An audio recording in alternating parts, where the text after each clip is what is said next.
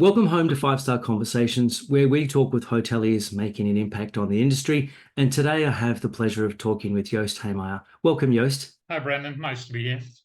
Great. Joost is a globally recognized hospitality and tourism leader with a distinguished career spanning over 30 years in senior positions across 4 countries. His journey began at the age of 17, learning the intricacies of the hospitality industry from the ground up. His extensive career includes 12 years of food and beverage management with Hilton International, catering management with Sedesco, the design and development of Emirates Wolgan Valley Resort, which we know him for probably most famously, and he was the senior VP of Global In-Flight Catering at Emirates. And most recently, he was the CEO of Catering's Z1 hospitality division, and that is obviously Twiggy Forrest's hospitality company. Joost is a passionate advocate for the hospitality industry, emphasizing a positive HR-driven culture and championing the practice of servant leadership. His philosophy is encapsulated in the belief that the beauty of intuitive hospitality lies in its execution simplicity. So welcome again, Joost. Thank you. And it's not just 4 countries, it's 4 continents. 4 continents. Well, there you Yes. go. Okay, my apologies. 4 continents. So just as background, Joost, did you choose the hospitality industry as a 17-year-old, or did you just find yourself in the industry? I think it chose me, to be honest, Brandon. I was always, as a child, fascinated. I came from quite a sober family, typical Dutch family, that when we went out to dinner, that wasn't something that happened every week. Yes. If we went out to dinner in a restaurant 3, 4 times a year, that would be about it. So the whole mystery of arriving in the restaurant and the maître d' welcoming and saying, nice to have you here. And then the doors that would flap open and close and waiters in and out and food would appear. And it just mesmerized me. And quite funny because my mom is a nurse. And, the word hospital and hospitality, I think when you merge them, it talks about the same philosophy is you want to be in that industry. Yep. The desire to be of service is something completely, there's a big overlap. And my dad came from a family of greengrocers. And his father and his grandfather ran a wholesale business in the center of Amsterdam. So I guess that's sort of those ingredients made me a hospitality loaf of bread. And I'm a very hands-on learner. And I think over time and through the years, your style of learning changes. When you're growing into your role and your confidence goes up, then the ability to absorb. And I was a typical teenager and a typical boy where information would stick for about a second and a half and then it would go. But from the very young age, I worked in hospitality from the age of 12 or 13. I started washing dishes, and from washing dishes, you're going to peeling potatoes and chopping onions. But high school wasn't really for me, and I was able to slide into a system where you learn to be a chef and learn to be a waiter. And I chose fairly early on that back of house, and I love to cook, and I've got great respect for all chefs. But my forte was front of house, and so I'm a trained chef, but more than that, I'm a trained waiter and a maître d'hôtel, and I think as the sort of baseline, what has helped me still 30, 40 years later is there's very little I cannot do in a hospitality venue. So if they need me to swing dishes, I could still do that. I could still run a station if I needed to. I can still polish glass, whatever. But to have that core, not just knowledge, but also core experience has really helped me throughout my career. That's interesting. And I think a lot of hospitality professionals, if there's one thing that's missing, is their actual experience on the floor. You can't learn how to run a hotel, or you can't learn how to run a restaurant or whatever if you've never really done it. And often the problem is that the kids that go to hotel school, it's called hotel management school. Yep. So when they're 19, 20, 21 and they come off to school, they said, I've learned to be a manager. I'm like, well, no, not really. You will learn to become a manager over time. But first you got to do the hard yards. It's old fashioned, but it works. Yeah, it's very different, isn't it? And a lot of people, I've got a good friend who came up through a similar background, chef through food and beverage, and then into general manager positions. And I think you're quite right. We've sort of lost a lot of that grounding. And I firstly admit it, I'm one of those students that went to hotel management school, and we did a gap year, whatever you want to call it. And I did do a traineeship, but I think I spent probably about a week in the restaurant, which is probably just enough to be dangerous, really. It's just touching the surface of that. And then I found myself fairly quickly actually, in the rooms aspect of hotels. So everything, housekeeping, accounts, night audits, property management systems, all that. Sure. It is interesting that we've lost, yeah, we're sort of not pinholing students, but not giving them that grounding that we did in the past. And the opportunity to become really passionate about the simple things that make hospitality tick. And really, in hospitality, we're there to make people happy, right? Yeah. I will say it starts with a smile, but there's more than just a smile, right? There's a lot of background. And you said you were in a restaurant for a week. When I was an apprentice waiter, I wasn't even allowed in the restaurant for the first 6 months, Yep. right? I was in back of house, I was polishing, making orange juice, whatever. And Yes. 6 months is maybe an exaggeration, but it was a long time before they actually trusted me enough to go in front of guests and make sure that the value proposition that property had was actually also delivered on the floor. Yep. Yeah. And that is, unfortunately, I see that missing a lot. But at the moment, if you're a warm body with 2 hands and 2 feet, you're hired, right? And then you apologize later. Unfortunately, yes. Yeah. If there's an apology at all. Yep. Yeah, that's interesting. So my grandfather went through the same educational process, assistant waiter. In his day, they did a lot of table cooking, then progressed, to the kitchen himself. And it's interesting, I posted it on LinkedIn, but I found his passport, his citizen card, I can't remember which one it was, but he described himself as hotelier. That was his profession. Interesting. Yeah, and you touched on the word innkeeper. Yes. For me, when you start distilling the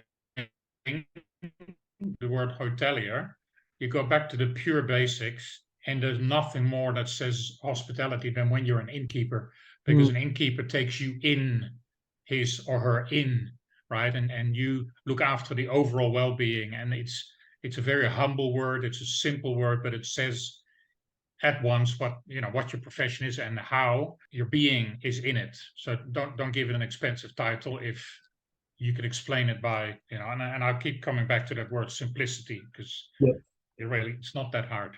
Very good point.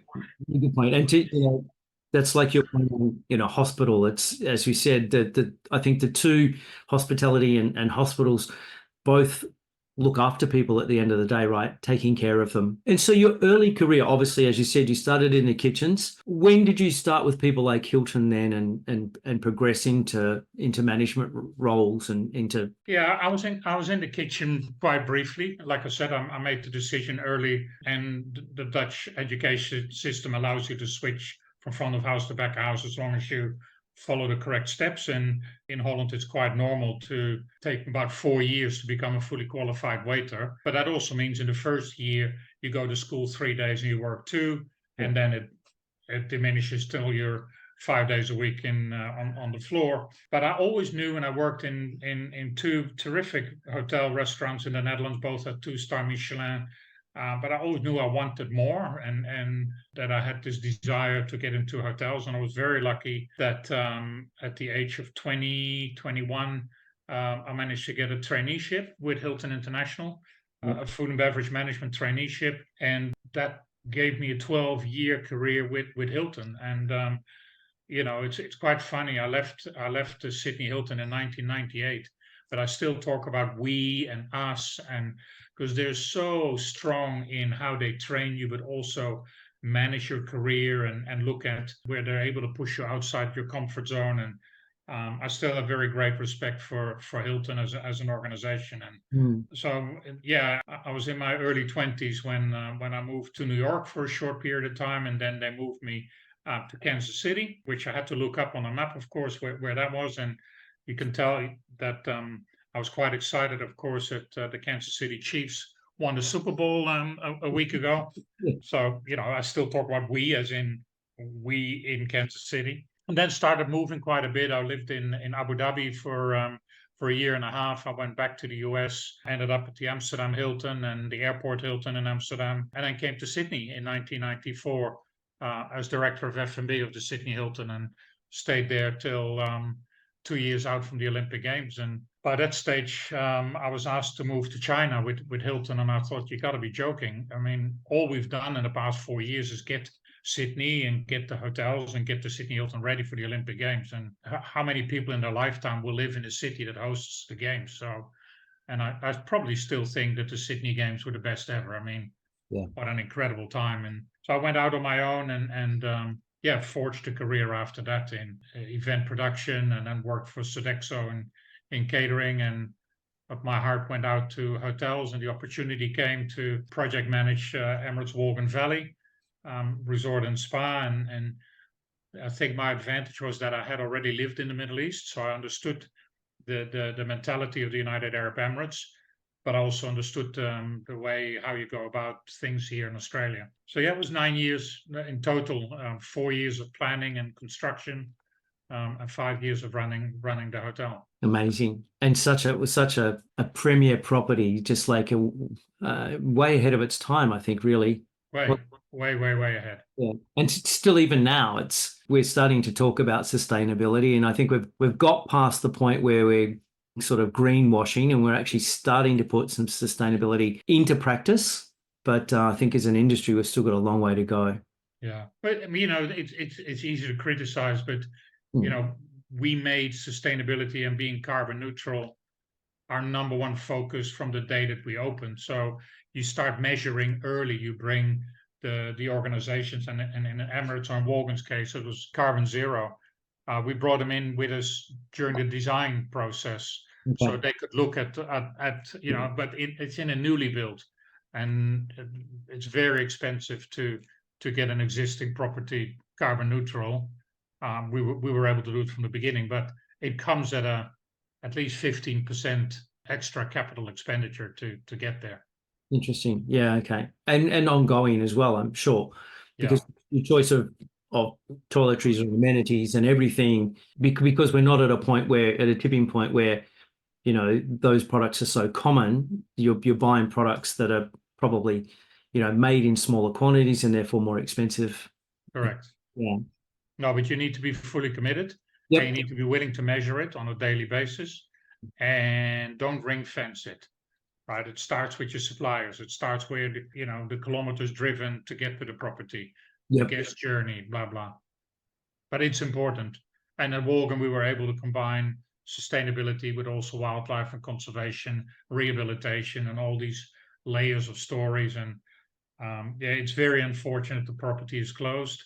Has been closed for well over a year. Yeah. I don't work for Emirates anymore, so I don't have the insights. But I do hope over time, when they can overcome the accessibility issues, that the property can reopen. Because I was there about a year ago, just before they closed, and I walked around and I said, I wouldn't change a thing. It's still relevant and exceptionally well built, and it sits so comfortable in the landscape. It's a bit sad.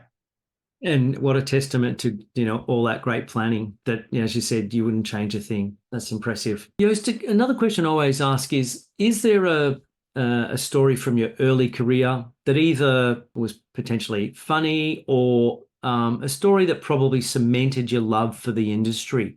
Well, I'll start with the funny one, but as I mentioned, I joined Hilton in New York in 1986, and I remember coming off my KLM flight, and a mate of mine who also lived in New York caught the train with us, and he said, "Put your luggage in storage. Let's go to the Waldorf Astoria." I mean, that is the flagship hotel in New York, and you have to have seen it. And two of my mates were also working there in the kitchen, and I remember coming out of the subway, and never been to New York, and it was in January, so it's typical with all the steam coming out of the manholes, and here it is, right, the Waldorf Astoria. And to get into the hotel, you come in at street level, but then you have to walk up about 12, 13 steps to get to the lobby, and it's carpeted this thick, and I'm there with my mouth open looking up, and I was nearly up on the 12th step, and I missed a step, and I slid all the way back down on my stomach, and I felt like such a country Bumpkin. and said, "Oh, here I am, right? I finally made it to New York, and I'm flat on my face in the lobby of the Waldorf Astoria." But and of course, my mates who were working there were waiting for me to saw it happen, so they had at least 6 months worth of rubbing in of this little boy that fell down the stairs. Yeah, I think that's one of those moments though that you're so in awe of what happens around you, and you're completely absorbed, and it's still very fresh in my memory. Yeah, yeah. I love it. These days, your friends would have taken a video and it, would have been posted and gone viral or something. Viral, yeah. There you go. Joost, who is it or what is it that inspires you and gives you your passion? I think it starts with your parents. Mm, And I mentioned they're very humble people that when something positive or a celebration, they really embrace that. And so we, when there is a celebration of sorts, it's not just a swipe left or swipe right sort of thing, but well celebrated. Their support and me going into hospitality, and of course, every parent wants their child to become a lawyer or an opera singer. But they recognize that hospitality is actually a profession and not something you do in between your university. yep. And then I've been lucky with some great role models that supported me and pushed me and teased me and prodded me and saw potential and allowed me to grow. And sometimes in life you just need to be lucky. And I've had a number of these. I've always had to work incredibly hard. Yep. But in the end, you do that because of you want to do it for someone, Mm. right? There's a person that you want to please, or say he or she put trust in me. This is what I need to do to keep gaining that trust. And I think one of the most important people for me was the general manager at the Airport Hilton in Amsterdam at Schiphol. And he was a true hotelier. His name is Paul Borchert, and he passed away 2 years ago. Paul was a big man and had a very senior role in Hilton previously, and he was area director in Africa, blah, blah. And he decided for his family to come back to Holland and become the general manager. He had 20 or 30 hotels, and he went back to becoming the innkeeper Yep. of the Airport Hilton in Amsterdam. And he refused to believe that an Airport Hilton should be subservient to any five-star properties in the city. So he ran it like a five-star city property with a really good restaurant, with a Michelin star, and the room rates were up there. And I was his F&B manager there, and he was just one of those people that would never let up. But when you did something really well, he would share that with you. And he gave me the confidence to accept a role at the Sydney Hilton, which was like 10 times the size of my role and position and rooms that we had in Amsterdam. And so he's one of those guys that I still am very grateful for. And later on in life, we became really good friends. And he visited me when I lived in Dubai, and we had regular contact. And so, yeah, he's no longer with us, but in spirit, he definitely is. It sounds like it. It sounds like he shaped a lot of people's lives, and he had such high standards that they've been carried through with everyone who's served underneath him. Yeah. Everyone in the hotel, or everyone that knew him, called him Papa Borchert rather than Mr. Borchert. So he had the ability to take a whole team with him, right? It's not one department that does it. If you undervalue housekeeping or undervalue bookkeeping, your hotel isn't going to go anywhere. It was really important to me. Another one, of course, exceptionally important to me is still the current president of Emirates Airline. Tim Clark was very heavily involved with Wolgan. Yep. And I had direct communication with him. And, we're talking about $130 million in 2005, which in today's money is a lot more. But for his vision and to hand that to me and say, I want you to translate my slightly obscured Middle Eastern mindset, because he's been there so long, into a true Australian experience.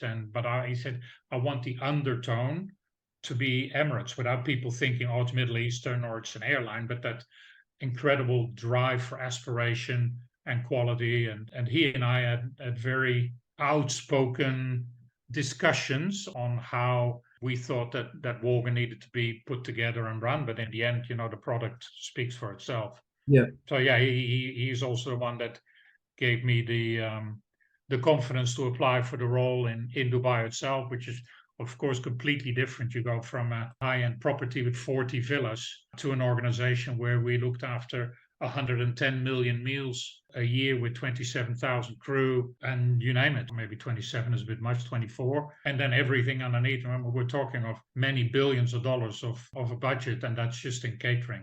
Yeah. But if he hadn't told me to go and apply for it, I would have never done that. It wasn't given. I had to apply and fight for it. But yeah, I spent 5 years in that role in Dubai.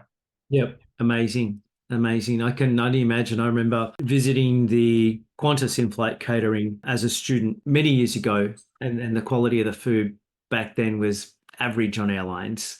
Now what you get on Emirates is, it's an exceptional meal. So yeah, still very proud of what they do today and what we did. And yeah, it's quite a completely different industry. It's still hospitality, but on totally different scale. yeah, But the ability then to bring that sense of hospitality and work together with your colleagues in cabin crew recruitment and cabin crew training and cabin crew management, and take all these crew from 180 different countries on a journey with you to make them understand that being an airline, an attendant, is not just about safety and transport, but it's also about hospitality. And I can tell you, with airlines like Emirates or Qatar or Singapore Airlines and even Qantas to a degree, yep. There's huge culinary effort that goes in preparing the meals and ingredients, and it's very difficult to bring that to life up in the air at 35,000 feet under circumstances that are completely different from you at home or in a restaurant. So that was one of the fun things I got to do, is to bring more sense of the spirit of hospitality and the knowledge of the ingredients, and putting together a spirits program and seasonal and regional cuisine. And yeah, it was fun. That's good. No, lovely. Great airline, Emirates. Great airline. You mentioned opera singing, which leads to a question. Is there a particular skill, talent, or hobby that you have that, not many colleagues would know about or might be surprised to learn? Yeah, I was trying to think about that question. It's quite funny because I've just, unpacked all my boxes in the past couple of days moving in here, and I found a CD of my uncle, my mom's brother, who was an opera singer, and he passed away 20, 30 years ago. And for the first time, I listened to his voice as an opera singer. I'm like, wow, what a talent to have. And I definitely do not have that talent. I did become Dutch national champion as an apprentice waiter. There are these championships that are being held every year, and I managed to get through the finals and win that. And Wow. I was supposed to go to Japan to the World Finals, but I had just accepted this role with Hilton, and I thought, well, sounds great to go to Japan, but I'm off to New York and Kansas City, so I never went. I'm a decent swimmer. I swam Dutch nationals, but yeah, now I just swim to not get fat. I love that. Okay, well, there you go. You could have been potentially world champion waiter if you had have been in Japan. I'm sure visiting New York and obviously that career path, we always have to make choices, don't we? Yeah. Joost, before the interview, I asked you if you could have anything printed on a t-shirt, what would that be? And you said it all starts with a smile. And we have a t-shirt, which I will send you, that says it all starts with a smile. Tell us a little bit more about that. Listen, there's a reason why my advisory little business is called Toast, right? One, it explains how to pronounce my name, but two, and I've used the word simplicity now on a number of occasions. There's nothing more satisfying than a well-made piece of toast for breakfast, in the morning, or with your smoked salmon, or it's one of those basic things. In hospitality, if I walk into a restaurant and I'm being welcomed, or in a butchery, or in a shoe shop, or wherever, and you're welcomed with a smile, Yep. That already that opens so many doors. A smile is international. You don't have to speak Chinese, but you can smile Chinese, Yep. right? And if that is what puts a guest at ease, you never know in a hotel, in a restaurant, or whatever circumstance, what situation is the other person in? Are they sad? Are they excited? Are they whatever? So a smile never offends, right? So I make an effort, even when I walk the street or in an office. It's not that I walk around beaming, but you can have a smile on your face, and a Yes. number of people on the street, you get a friendly nod back Yep. because it's about vulnerability. It's about opening yourself up, and for me, that's it starts with a smile. It's that simple. I love that. You don't have to speak Chinese, but you can smile in Chinese. And Mm, that's very true. It's a global expression, isn't it? I like it. simple. It is. It is. Joost, what's probably the best piece of advice you've ever been given that sort of you've taken through your career? Two pieces. Get on with it, and don't take shortcuts. Okay. Get on with it is my mentor, Mr. Paul Borchert, who gave me a bollocking once because I was quite cocky and the F&B ran at 25% profit and things were going well. And he waited for me at 7:30 in the lobby. I thought, oh, there's something here. And he said, come, Joost, let's go for a walk. And I think he found in all my F&B outlets about 25 major mistakes. In his eyes, major mistakes. So I received a deserved bollocking. And when he was done, he's told me now to get on with it. And the other one, don't take shortcuts, was actually given to me by my mum, who, when she was a nurse, was caught by the head nurse because she'd cleaned a ledge, but she just cleaned around the water cup and the toothbrush cup. So the head nurse lifted them and saw the circles. And she said, why? Why? Mm. And she taught me that very early on. And it's sort of both statements Yeah. basically say procrastination is never going to help you. Get on with it and don't take shortcuts. So you have to learn with disappointments. And if people give you critical advice, then take it as it is and get on with it. And if you did take a shortcut, admit it to yourself and say, I shouldn't be doing that. And that doesn't mean, coming to you, that if technology can help you safely take those shortcuts, Yeah. then that's fine. But those pieces of advice still, I try and instill them with my children, and they look at me and go, you're a lunatic. But maybe in 20 years from now, they go, oh, he might have been right. What will be really interesting, and you probably hear it yourself, some of those things that your parents said to you, you hear yourself repeating to your children because they were valuable lessons. And at the time, you just thought, whatever. But now you think back on it. Yeah, I think, we become a bit wiser when we get older. And I think, particularly when you have children, certainly in my mind, I started to appreciate what my parents did for myself and my brother and sister a lot more. Yeah. And wisdom does come with age. And there is really, really, I think now I'm a bit older, that there is age discrimination, which isn't fair. And your comment that a 20-year-old could run a Ridges hotel, probably on paper, yes, Yep. but in reality, no, because you need these people that bring years of experience and wisdom with them. And I think that's one of the reasons why I also started my advisory now, is because I can extrapolate that over 30, 40 years of hospitality and life experience. And, being a parent gives you perspective, and looking back at, actually, I was just reading a diary that my father kept. I was reading it yesterday from a visit to Australia in 2001. And they came to visit, and our son was just born. And to read that and go, I can just hear him say it, and the visit to Australia and walking on Circular Quay and getting in one of the pylons on the Harbour Bridge, but the little strands of wisdom but also reading, that they're not concerned, but they're not worried, but they hope everything goes well, and it's like, oh, I do the same now. Yeah, it's funny, but it's good. It is. It is good. Joost, we're going to sort of now talk about the industry in general. Is there a trend at the moment that, and we can take the question from potentially two angles or even both, is there a trend that sort of excites you or makes you a little bit anxious as to, where we're going? Listen, hospitality is always exciting because there will always be people that do things different or better or have found ways that to overcome a challenge and still deliver. And I take my hat off to both John Hammes and now of course Justin and his sister Bettina of what they've done to hospitality in Australia and in Sydney in particular is amazing. And groups like Solotel and Housemaid, and they have followed that and go, wow, we don't have to be doing the things we've always done. I see that in airlines where personalization comes in and people get a choice and they can pre-order their meals and they have an opportunity to eat vegan or vegetarian or kosher, whatever. Yeah. So the opportunity of choice excites me.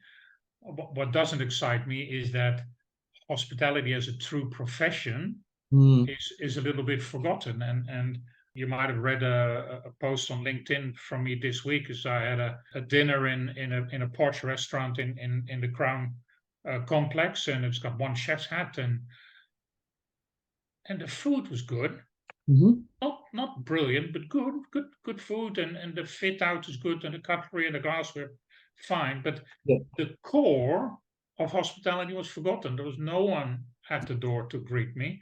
I could go on for about 15 minutes. I'm like, it really spoiled my evening, and I wasn't even paying, right? So it really annoys me that is when there is a promise and you don't deliver. Yes. Value for money is such an interesting concept. Because at Wolgan, I had to constantly remind my staff that guests are paying $2,500, $3,500, $4,000 a night to stay there, which is an outrageous amount of money. But if that is done really, really well in all areas, when you look after the guest journey and make every experience count. Best example is a couple of months ago, I was a guest at the Sydney Hilton. I was waiting for my taxi.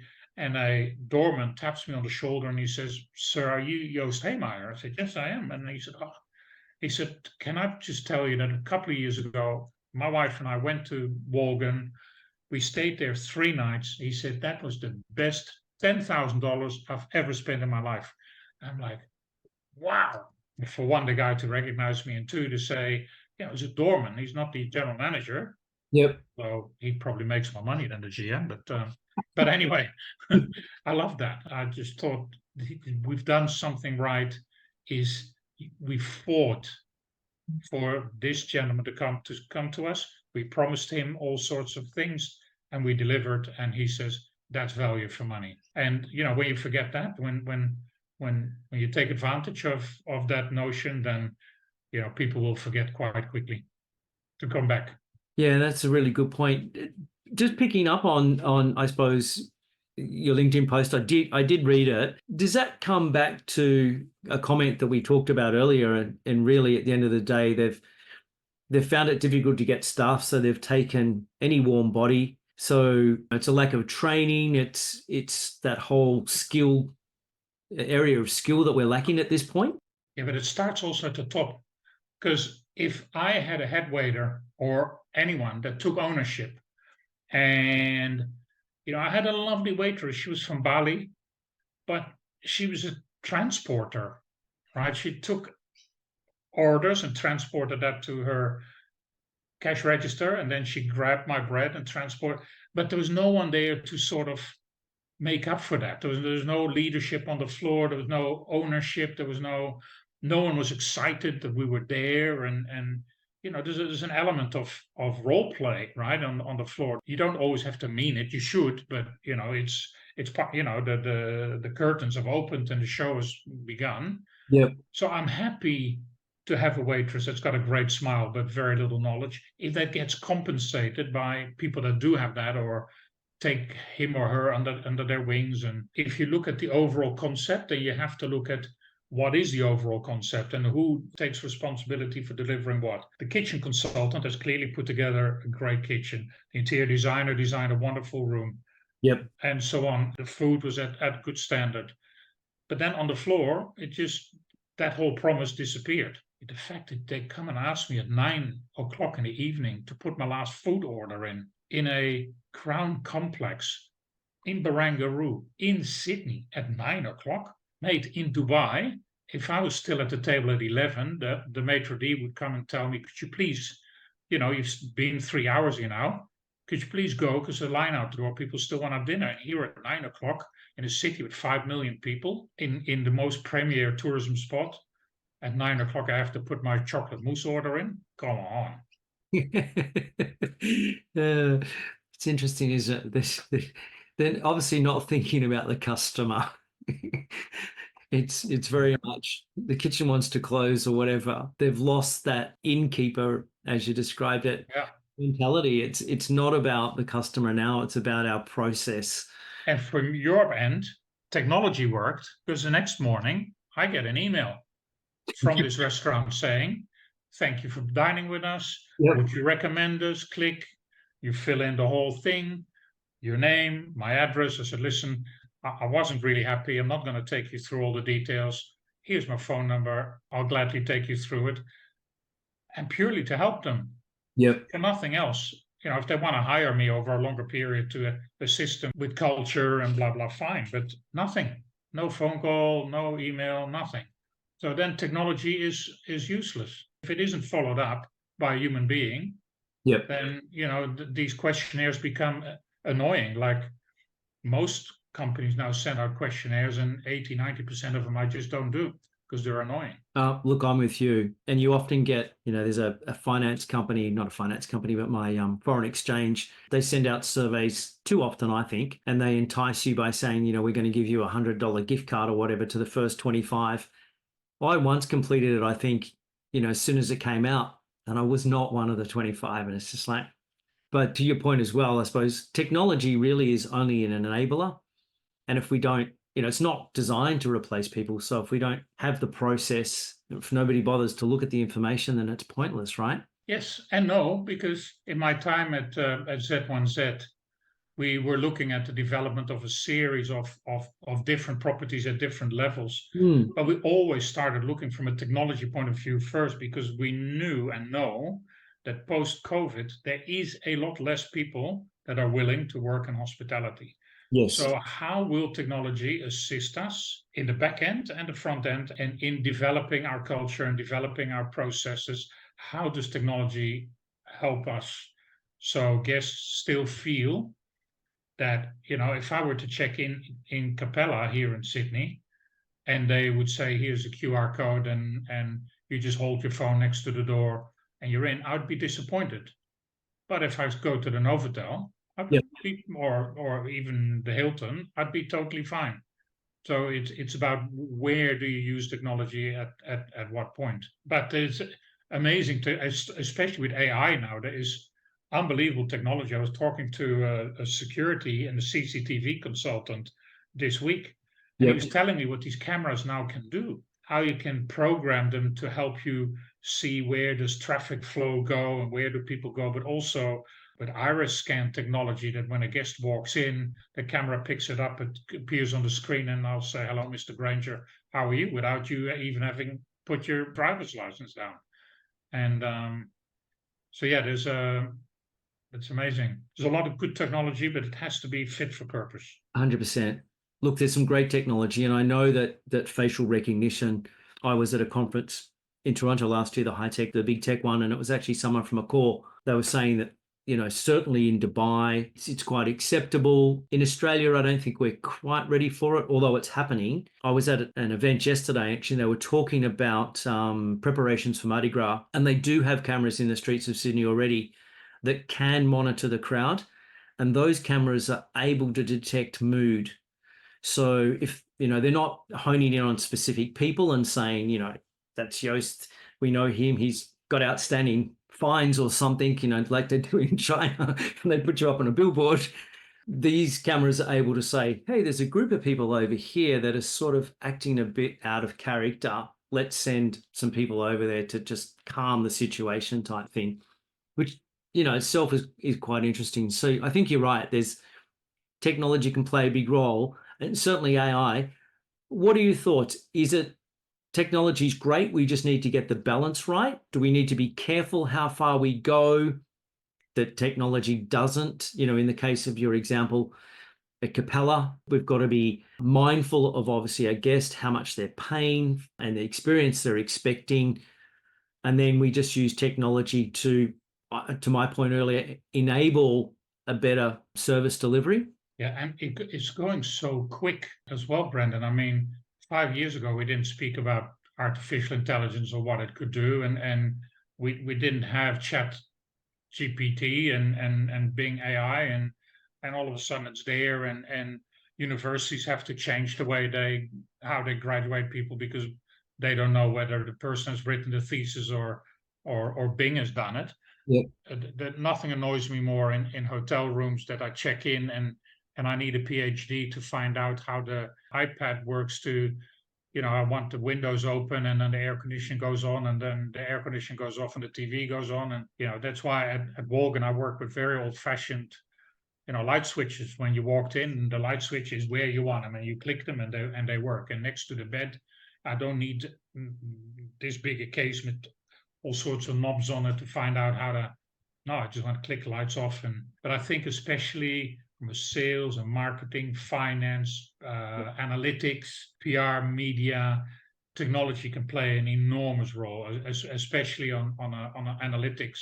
If you have certain processes in place and then allow data analytics to follow up, and that then determines where you need to fine tune or change tack. I think what the data that is available now is incredibly important and useful. Yeah. I mean, I think the two big topics at the moment are loyalty and personalization. And I think definitely, as an industry, lots of the groups have lots of data. And now with AI, that data can be analyzed and personalized. And speaking again about the event I was at yesterday, I mean, this was a restaurant group, but they now have so much data that they know you personally. They know that you like to dine on Wednesday nights. There's normally groups of 4, and they can personalize an invite to you, for that particular restaurant on that particular night. And they can let you know, we've got that red wine. We've only got 2 bottles. Would you like, us to put them aside? And literally, if you say yes, it will then take you into the booking system and the place a booking. And they've got it set up in such a way now that the notes, I think they're almost there. They're working on integration. The notes come from customer management platform and go into the booking. So this is to your point in Crown, the maitre d' knows last time you were here, what you ate, what you liked. They've got that background so that they can make sure that they're personalizing your experience as much as possible. But it needs to have a low usability appearance, right? And I checked into a major hotel not too long ago, and I think I've stayed there 25 times before. Yep. Right, and there was a pre-made booking, and the dude behind the desk says, "Have you stayed with us before?" I'm like, "Are you for real? I mean, are you?" It's not me, but how dare you ask the question when I know you've got every piece of information. I'm a loyalty card holder. I have a certain level, and I've been here 25 times, and so that's where technology fails. Maybe it was too difficult to get to the screen, right? True. Yeah, that is the question that you never want to be asked, obviously, as a return guest, because it's the complete opposite of that recognition. It just deflates you completely.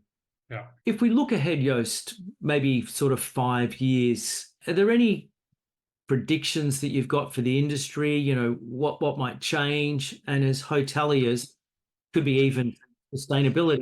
And as hoteliers, what should we be doing now to prepare for that? Well, it's a very good question, Brandon. In 5 years from now, well, sustainability is no longer a dirty word.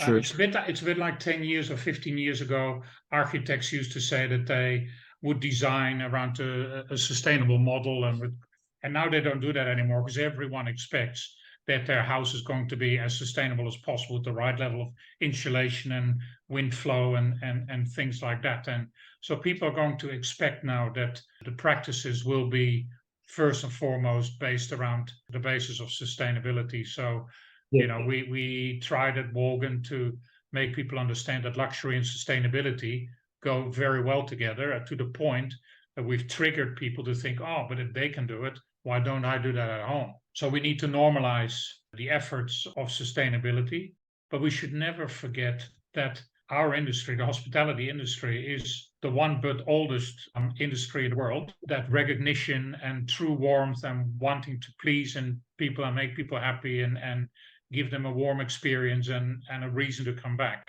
You know, we should never forget that sense of old-fashioned pride Yeah.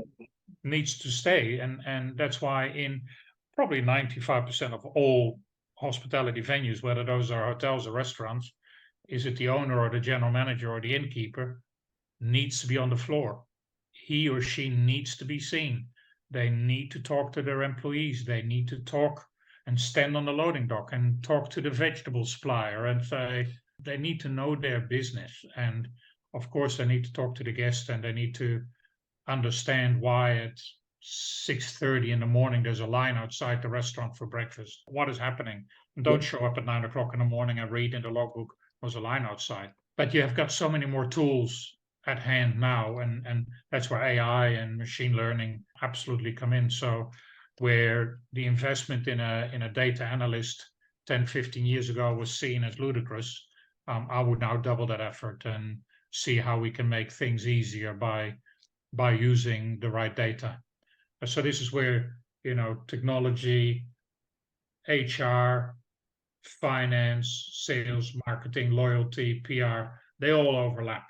I think in the hierarchy of roles in hospitality that the head of commercial is probably one of the most important people, working very closely together with information technology and finance and HR. If you can make that circle, that technology platform, that is the basis of modern hospitality. Yep. But if I'm hearing you correctly, Joost, you're really saying that the basics of innkeeping will always be there. We need to practice management by walking around and then balance that with technology. And if you can get the two of those to work together in harmony, then you're going to deliver the best possible experience. We can't forget those basics that we talked about. And I love your point, spending time in the lobby, going around and visiting your team. I think I posted it on LinkedIn a couple of weeks ago. I was in a hotel once with an assistant chief engineer, and 2 housekeeping staff got in and he introduced me as the new general manager. And I just looked at him and he said, I'll explain later. And he got out and I said, what was that about? And he said, well, our general manager's been here for 6 months and no one's met him. And it's like, seriously, it's like no one. Hasn't been to housekeeping, hasn't been to the F&B outlets, like nobody knows who he is.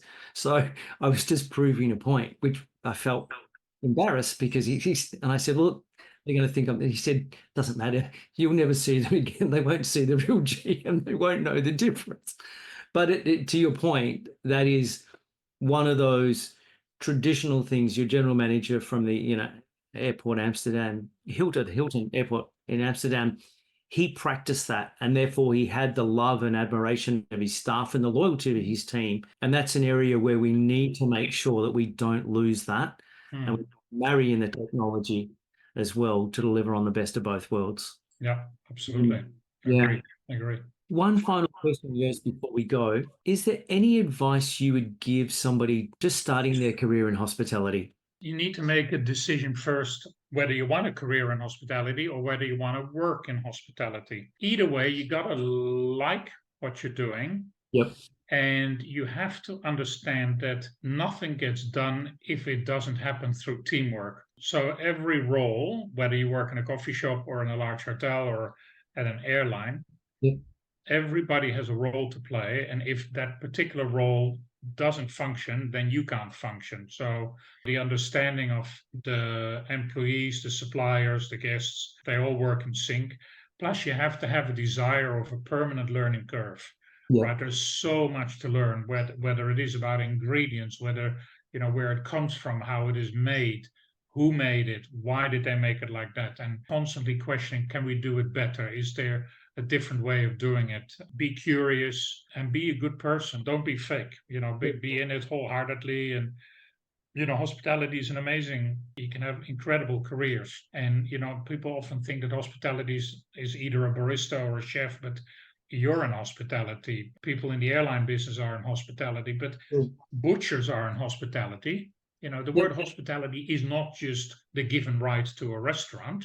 Yep. If I go and buy shoes somewhere and this person really knowledgeable and really wants to help me, and he or she is also in hospitality because they provide a service. And in the end, we all want to feel important, right? There's this Yep. invisible tattoo right here on your forehead that says, make me feel important.